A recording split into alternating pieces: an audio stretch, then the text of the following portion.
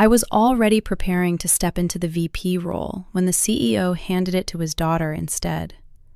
48 hours later, our $63 million client called and refused to discuss the account with anyone but me. "You're giving Vanessa my VP promotion and my $63 million account?" CEO Martin Cole didn't flinch. "The decision is final." His daughter sat beside him at the conference table, the new title already glowing behind her on the screen: Vanessa Cole, Vice President, Strategic Accounts. 20 minutes earlier, I'd walked into Monday's leadership meeting expecting formal confirmation of the promotion I'd spent 18 months earning. Instead, everyone applauded Vanessa. She'd been with the company 9 months. I'd exceeded revenue targets for 3 years, led our largest strategic deal, and spent 14 months turning a skeptical prospect into a $63 million client. Vanessa had never attended a meeting with them. Martin closed his laptop.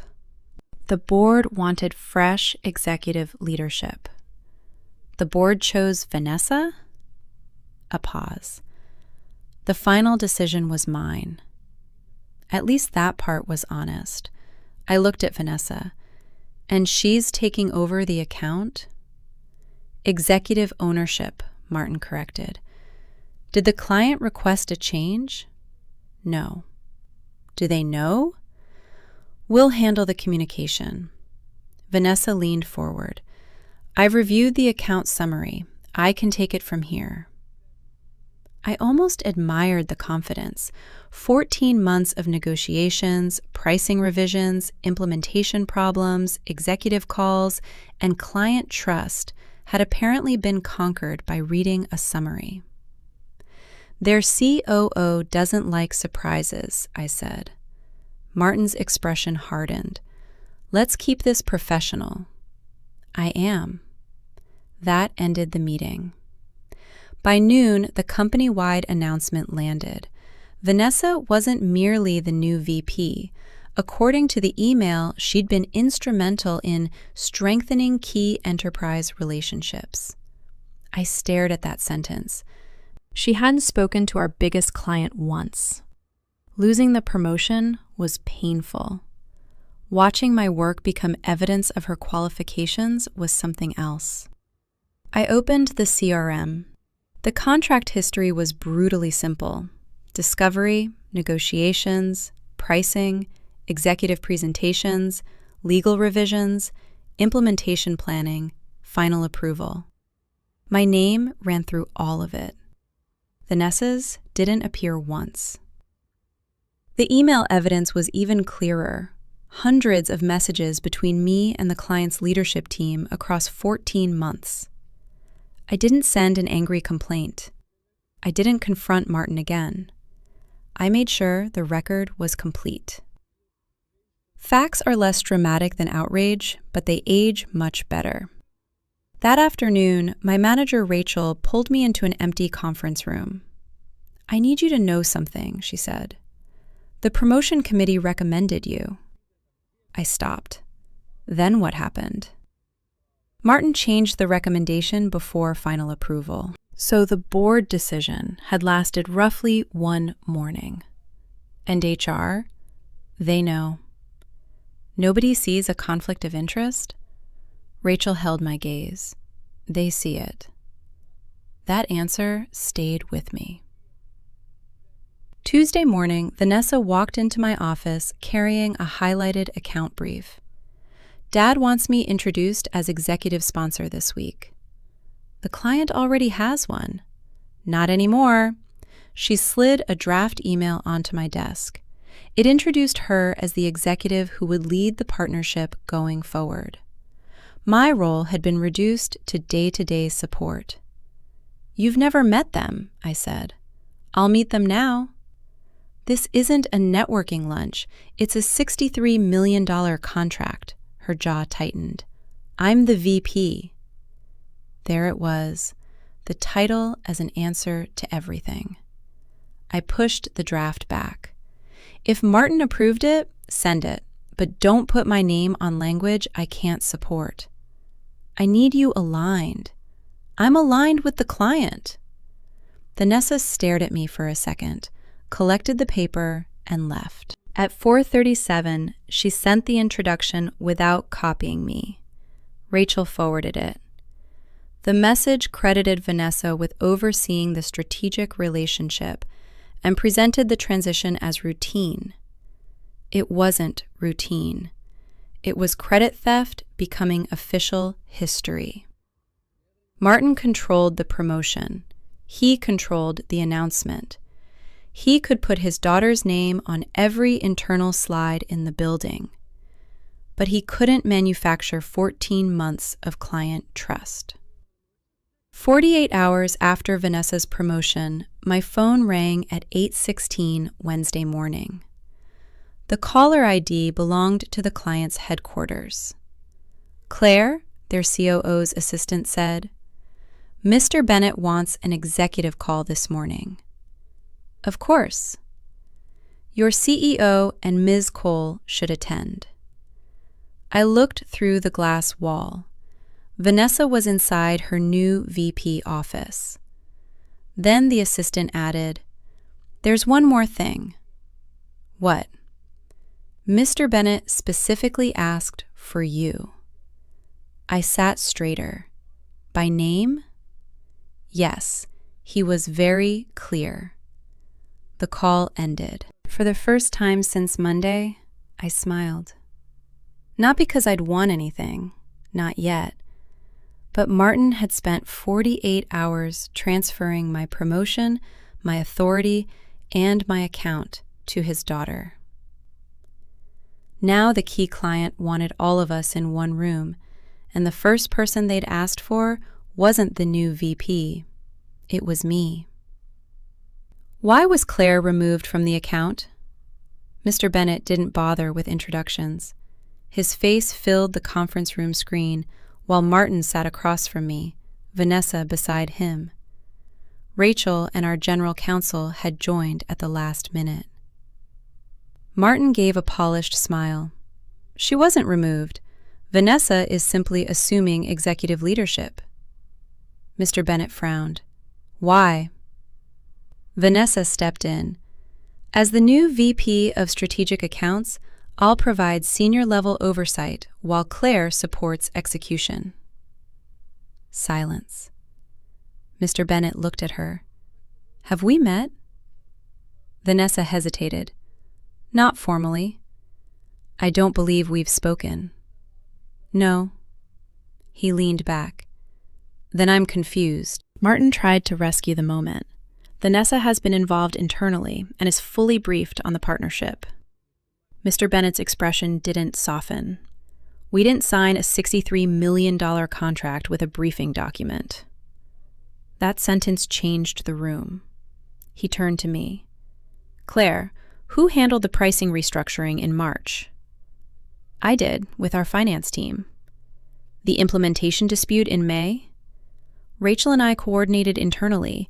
I led the client discussions. And the final contract revisions? I worked directly with your legal and procurement teams. He nodded. Then he looked at Vanessa. What part of that did you lead? Vanessa glanced at Martin. I wasn't involved in the earlier negotiations. Our general counsel stopped taking notes. Martin's polished expression began to crack. Vanessa's role is forward-looking. Mr. Bennett shook his head. That's not how the email we received reads. My stomach tightened. What email? Martin asked. Mr. Bennett shared his screen. Vanessa's introduction appeared. As Vice President of Strategic Accounts, Vanessa Cole will lead the partnership going forward, building on her strategic oversight of this relationship. Strategic oversight. The phrase looked even worse on a client's screen. Mr. Bennett continued. We have 14 months of email evidence, meeting notes, and contract history. Claire is throughout those records. Vanessa isn't. Martin's eyes flicked toward his daughter. For the first time, neither had an answer ready. Our concern isn't your internal promotion process, Mr. Bennett said. That's your business. Our concern is continuity and accuracy. We were told the person leading this relationship had changed, and the explanation doesn't match our records. Client trust. Two words executives loved putting into presentations. Much harder to deal with when an actual client demanded it. Martin folded his hands. Perhaps the transition communication was too broad. Mr. Bennett's voice sharpened. It wasn't broad. It was inaccurate. Rachel looked down, hiding her reaction. Then came the question I hadn't expected.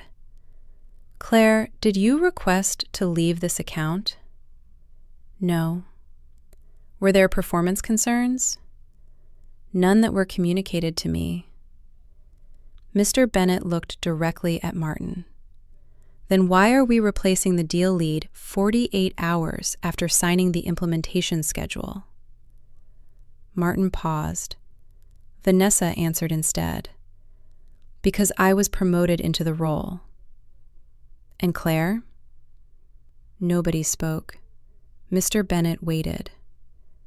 That silence did more damage than any accusation I could have made. Finally, Martin said, "We made an internal leadership decision." Mr. Bennett nodded slowly. Understood.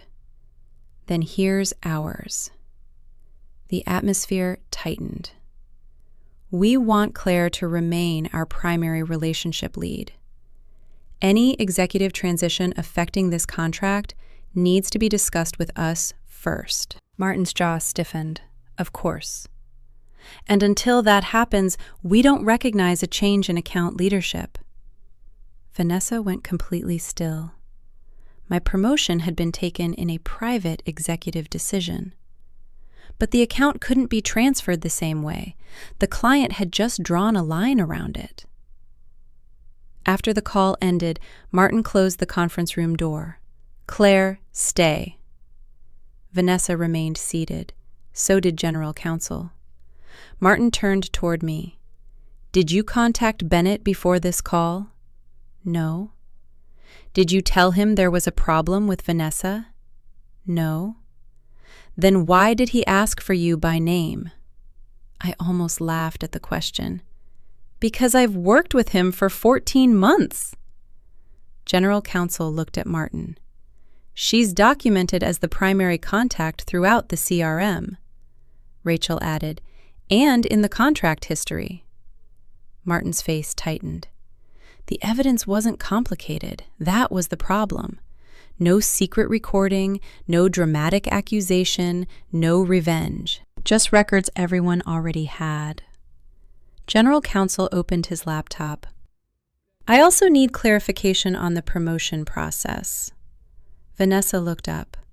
Why?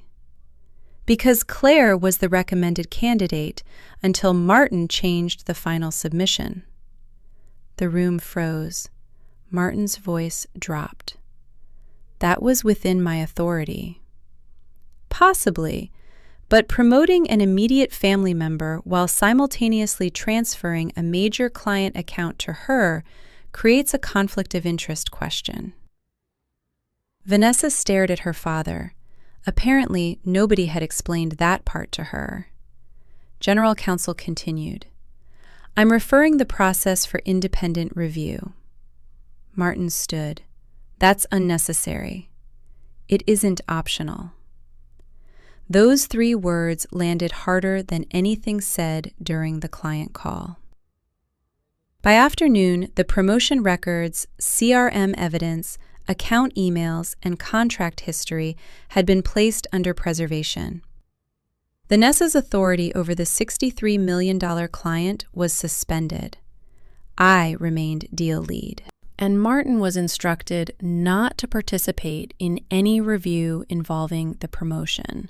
The announcement came quietly. No company-wide email, no applause, just a confidential notice sitting in my inbox while sunlight stretched across the office carpet. 48 hours earlier, Martin had used the CEO title to give his daughter my promotion. Now that same decision was being examined as potential nepotism, executive deception, and conflict of interest. But one detail in the preservation notice caught my attention. The board wasn't reviewing only my promotion. They were reviewing Martin's executive appointments from the previous 2 years. Whatever they were looking for, this had just become much bigger than me. If your CEO gave your promotion to his own daughter, would you fight it? Or stay quiet and let the record speak? Tell me in the comments, and subscribe for the next part. Claire, did Martin Cole personally change your promotion recommendation? The question came from outside counsel. 3 days after the client call, I was sitting in a small conference room with 2 investigators and a digital recorder between us. Through the windows, the office looked perfectly normal. People carried coffee, answered emails, complained about meetings. Inside the room, the CEO was under investigation. I didn't see him change it, I said. Rachel told me the promotion committee recommended me, and Martin made the final decision. The investigator nodded. Did anyone tell you why Vanessa was selected? Martin said the board wanted fresh executive leadership. And later, I learned the decision was his. She wrote something down. No dramatic reaction, just another line in a growing file. Then she asked about the $63 million account. I walked them through the contract history. 14 months of negotiations, client meetings, pricing revisions, implementation planning. The CRM showed me as deal lead. The email evidence showed the same thing. And Vanessa Cole's involvement before her promotion? None with the client that I'm aware of. The investigator turned her laptop toward me. On screen was Vanessa's announcement claiming she'd helped strengthen key enterprise relationships. Was this accurate? No. That was all I said. I didn't need to make Martin look guilty. His own records were doing a remarkably efficient job. By Tuesday, the investigation had spread beyond my promotion. Rachel came into my office and closed the door. They're interviewing department heads. About me, about Martin. That was different.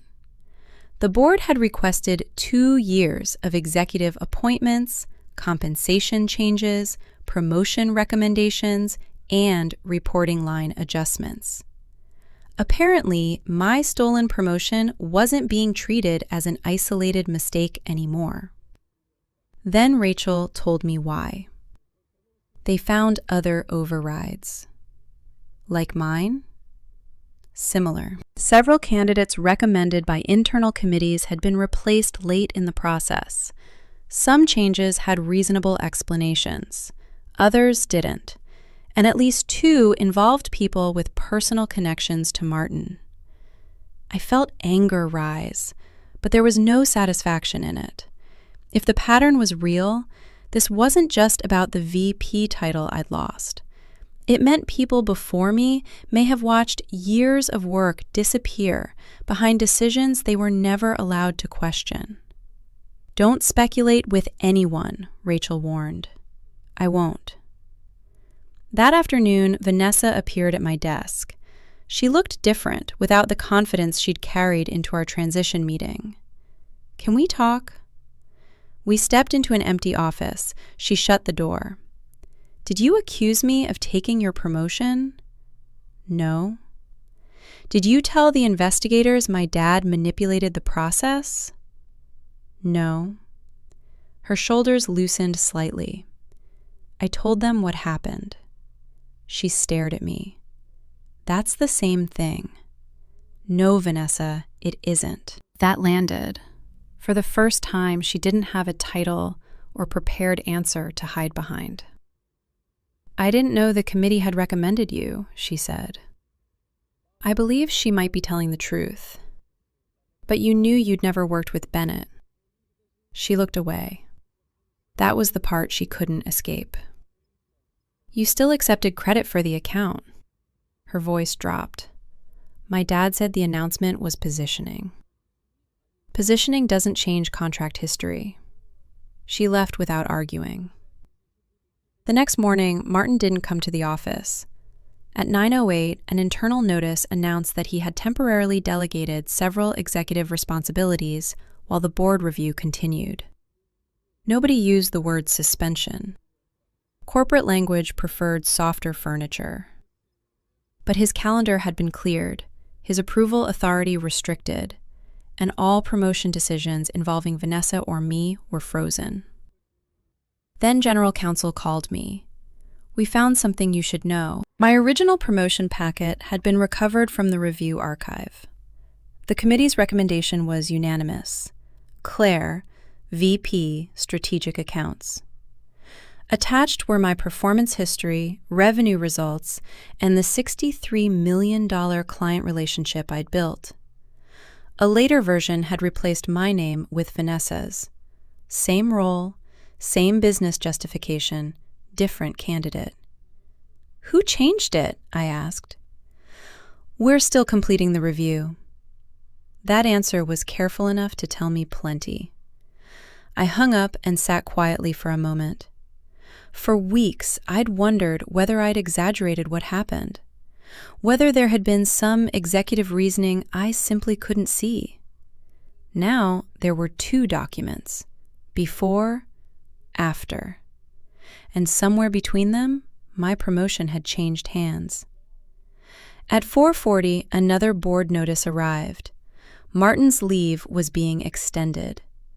Vanessa would no longer oversee strategic accounts during the investigation. My authority over the $63 million client remained unchanged. I read the message once, then returned to a client implementation report due the next morning. No celebration, no victory lap. The contract still needed to work. That was the strange thing about justice in an office. Sometimes it didn't arrive with applause. Sometimes it arrived as a quiet email while you were still doing the job someone else had tried to take credit for. Martin changed it. General Counsel placed two promotion packets side by side on the conference room table. The first named me as the unanimous choice for VP Strategic Accounts. The second named Vanessa. Same position, same business justification, same supporting language. Only the candidate had changed. Can you prove he made the change? I asked. Outside counsel turned her laptop toward me. We have the approval history. Martin's executive credentials had been used to reopen the finalized recommendation 6 hours after the promotion committee submitted it. My name was removed. Vanessa's was inserted. There had been no new interview, no revised performance review, no committee vote, just an executive override. I stared at the timestamp. For weeks, the decision had been wrapped in phrases like fresh leadership and business judgment. The truth looked much less impressive when reduced to an audit log. There's more, General Counsel said. Of course there was. The board investigation had found 3 other executive appointments Martin had overridden during the previous 2 years. 2 involved people with personal connections to him. That didn't automatically make every decision improper, but it created a pattern the board couldn't dismiss. And Vanessa's promotion was the clearest case. Her appointment had been followed almost immediately by an attempt to transfer my $63 million client relationship to her, despite CRM evidence, email records, and contract history showing she had never worked with the client. Then came the document that ended the debate. Investigators had recovered an email Martin sent to HR before Vanessa's promotion. Move Vanessa into strategic accounts. We can establish executive credibility through the Bennett account. I read it twice. Not because it was complicated, because it was astonishingly simple. The account wasn't being transferred because Vanessa had earned credibility. The account was supposed to give her credibility after the promotion. The achievement came first. Her involvement was going to be written in afterward. That afternoon, the board called an emergency session. I wasn't invited. Neither was Vanessa. Martin was. The executive floor became unusually quiet. His office door stayed closed, while lawyers moved between conference rooms carrying folders and laptops. At 3:26, Vanessa came to my desk. Her face was pale.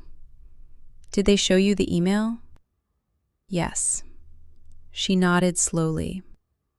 "I didn't know he wrote that." I believed her, but there was still something she needed to hear. "You knew you hadn't earned credit for the Bennett account." She looked down. "Yes."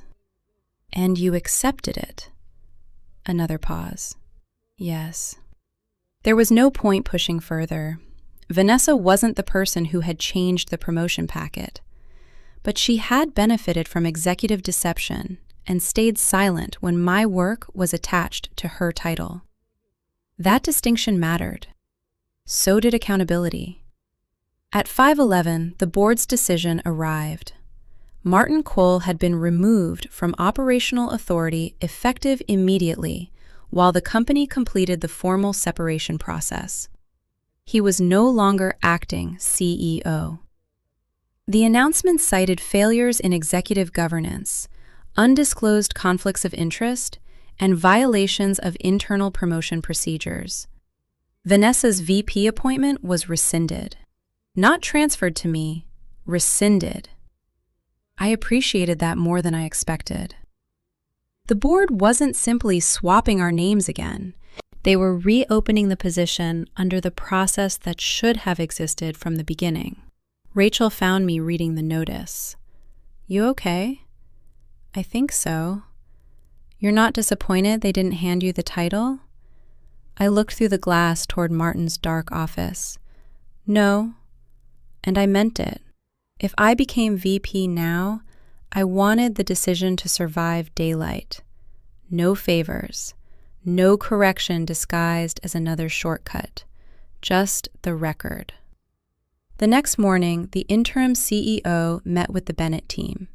I remained deal lead. Nothing changed in the client relationship. Except one thing. At the end of the call, Mr. Bennett smiled. "Claire, I'm glad we didn't lose you." "So am I." Afterward, Rachel forwarded me a calendar invitation. VP, Strategic Accounts, Final Review. My original promotion packet had been restored to the process. The performance record was intact. The $63 million contract was still there. And this time, Martin Cole wouldn't be in the room. "Congratulations, Claire." This time, when the applause started, my name was on the screen. Claire, Vice President, Strategic Accounts. No executive override, no family connection, no rewritten history.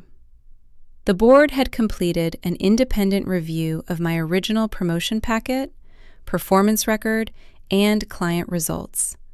Their decision was unanimous. The VP position was mine. Rachel was the first person to reach me after the meeting. "Feels different this time?" I looked at the title still glowing behind us. Much. Because this time, nobody had given it to me. I'd earned it. Across the hall, Martin Cole's office stood empty. The board investigation was complete. His temporary removal had become permanent. He was out as CEO after the review confirmed undisclosed conflicts of interest, improper interference in promotion decisions, and violations of executive governance. He had tried to use the CEO chair to build his daughter's career. Instead, he'd lost the chair. Vanessa's VP promotion remained rescinded. She was removed from strategic accounts and reassigned while the company reviewed her future role. I didn't ask for her to be fired. I didn't ask for Martin to be humiliated. I didn't have to. Their own decisions had produced the consequences. At 11:30, I joined my first client call as VP.